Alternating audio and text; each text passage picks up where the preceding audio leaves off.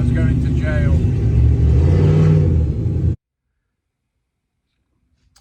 Hey everyone, thought I would make this video because the first time I tried to use a double beadlock tire, or mount a double beadlock. I had never done it before, and a lot of the videos that I saw were more around torquing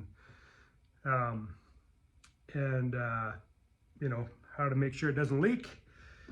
But what I struggled with the most was actually getting the rim onto the tire. And so you can see on mine here, it's actually got like 6 inch of backspace. Actually, it's 6.5 inch of backspace. So that makes it really difficult because to try to stretch the rubber right in this section here, it doesn't want to stretch there. So you really have to use this section of the rim with the tire in order to get it over. So I'm going to show you the method that I use, and I'm sure hopefully somebody will jump in if there's an easier way. But yeah, so I'm just going to go ahead and show you how I do it. I'm probably going to struggle a little as you're watching, but you should get the general idea of how it works for me. And this is the best method I've found so far. So feel free to jump in if somebody's got a better method that I'm not aware of. And I don't have a tire machine. In fact, I'll show you what I use for a tire machine and ignore the messy garage. But yeah, that bad boy right there is what I use. So it's yeah, that's my highly technical way. So anyways, let's get going. I'll show you how I do it here. Hopefully this will work all right. So like I said, this piece here is really key. What I find is putting the tire on the ground and putting the rim in the tire. If you just try to slide it over any other way, it seems like it's nothing but problems. And because it's a double beadlock, the rubber has to be on the outside here and on the outside here. So all you really have to do is get the tire or the rim inside the tire, and then pull the outer lip on the front side over here, and you're good to go. So the first thing I do is just try to slide it in as far as I can. Try to get it up into this section like it is there now. Hopefully you can kind of see that the narrower section is in there.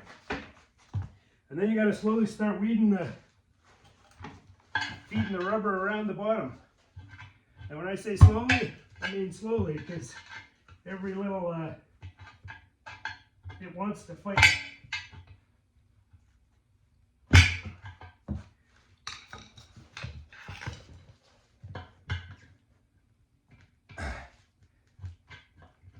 Because you're really trying to stretch it, you know, between here and here. So it is just borderline whether you can do it or not. I don't know what I would do if I had more of a backspace, because as you can see, every little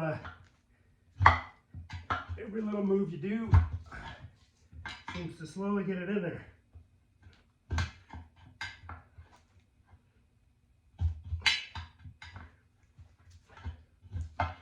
Look at that. It was that easy. That one went in pretty good, and then essentially from there, once again, I kind of use this part of the tire, and all you have to do now is get the rubber on the right side.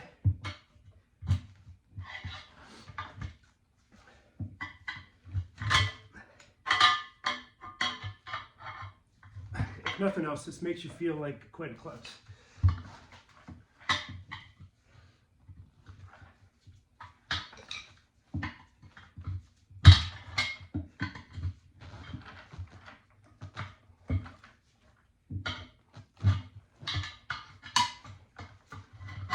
And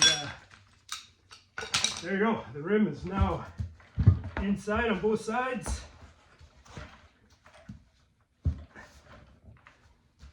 Just have to line that up.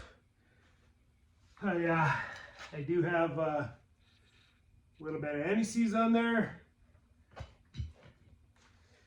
and you know, I'll use the impact to, I'll use my fingers to gently to get all the bolts started.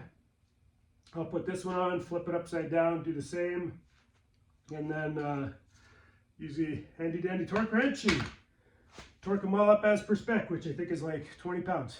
So anyways, I just thought I would share that because I struggled with it before. I hope this helps anybody with a, so this is a 15-inch rim with 6.5 inch of backspace. So it, I made it look easy, but I'll tell you, the first time I did it, it was not that easy because I was trying all kinds of different methods. A little different than you would traditionally put on one. Anyways, thanks for watching. Ciao.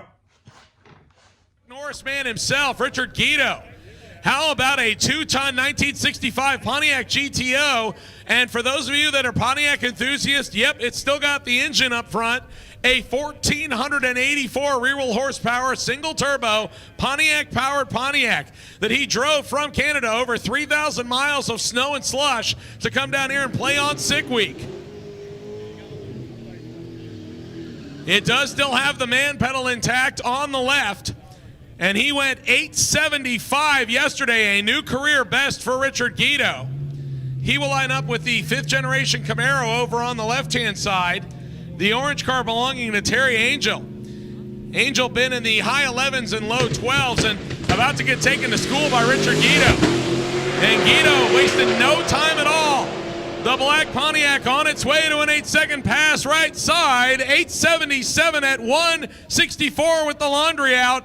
And that is going to be a one and done more than likely for Richard Guido. A 1073 at 119 for the Camaro. His best pass of the weekend, but a couple of bus lengths behind Richard Guido.